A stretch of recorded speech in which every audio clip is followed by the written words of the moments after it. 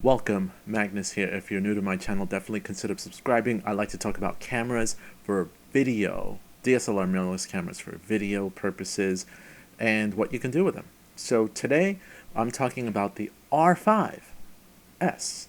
So it seems that Canon Rumors has actually come out with an article talking about an upcoming Canon R5S, which I might have mentioned on this channel before. And it's not an official name, but it's just kind of like the rumored camera that will be coming out from Canon in 2021, at least first quarter, which a couple of months from now. So this camera is geared towards a higher resolution sensor. What it seems to be rumored, it's going to be about like 90 megapixels, and it's not going to be geared towards video, such as what the R5 was supposed to be. Granted, there's some overheating issues with the R5, but it's still an incredible video camera that I use.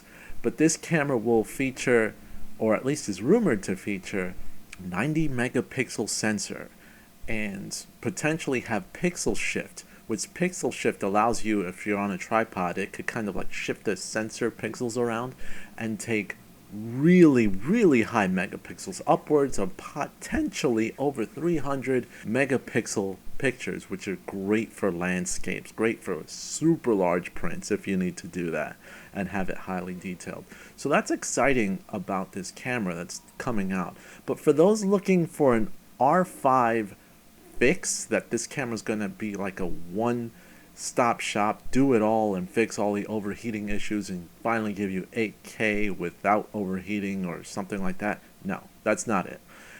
This is on the lineup of Canon's cameras that they release that are geared specifically towards, like I said, like landscape photographers or just photography in general, with video being an afterthought. The last time this was done was in their DSLR lineup, when they have the 5DS and the 5DSR, which were high megapixel cameras that let you take really high resolution photos. But their video perspectives, especially when 4K cameras were pretty common at the time when they came out, it was only 1080p at 30 frames per second.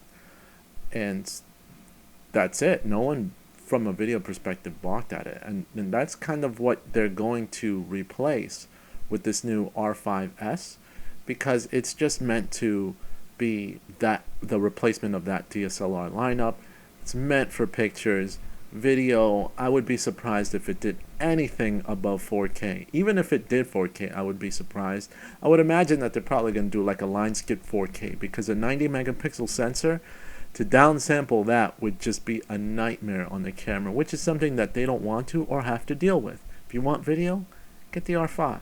But from a photography standpoint, it's kind of similar to like the A7R4, for example, like that lineup, where it's generally high megapixel sensor with very large photos, but its video specs are, average at best. So that's all you can expect from that camera.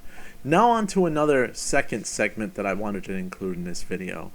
I recently saw Philip Bloom's kind of multi-series on his thoughts on the R5, and his was another edition of recent videos that I've seen where cameras are getting stolen from either vehicles or from people, and it's probably the third one that I saw that had to deal with people just really feeling the hurt when it comes to their cameras getting stolen.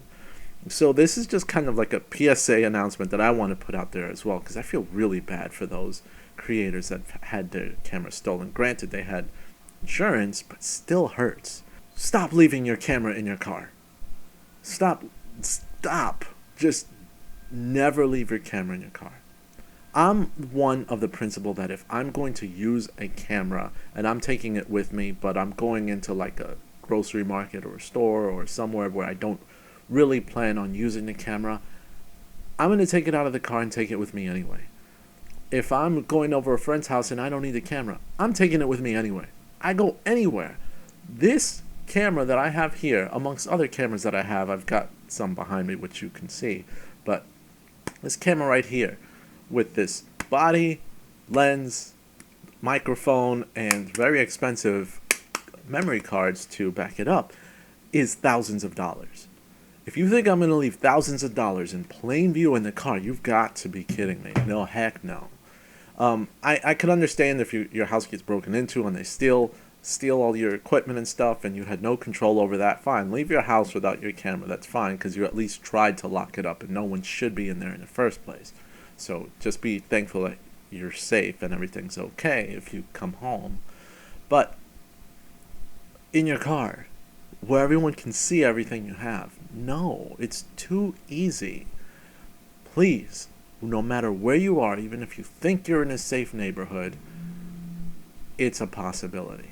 So that's all I got to say. And the second thing is, of course, when you can't get insurance on your equipment, especially if you paid a lot of money for it, because sure, insurance does not replace the possible photos or videos that you might have recorded, but at very least you're getting the camera back. Please don't mess it up.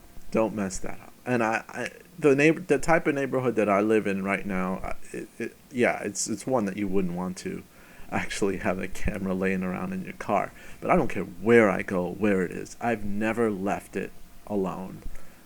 And you guys shouldn't either. That's all I got to say, and I think that's very important to mention. But if you got anything to say, let me know in the comments down below. Like, share, and as always, you can make my day if you subscribe today. This is Magnus, and I'm out. Thank you guys for watching, as always. See you guys later.